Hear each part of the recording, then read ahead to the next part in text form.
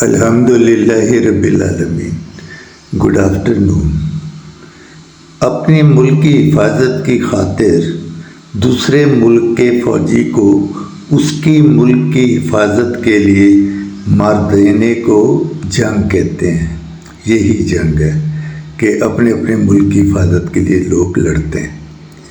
اللہ پاک ساری دنیا کو جنگ سے محفوظ رکھے، آپ کو ہمیشہ، آپ کو اور آپ کے پیاروں کو ہمیشہ جنگ کی تباہ کاریوں سے دور رکھے۔ اللہ پاک آپ پر رحمت، کرم، نعمت، برکتوں کی بارش کرتے، آپ کو اور آپ کی فیملی کو ہمیشہ سلامت رکھے۔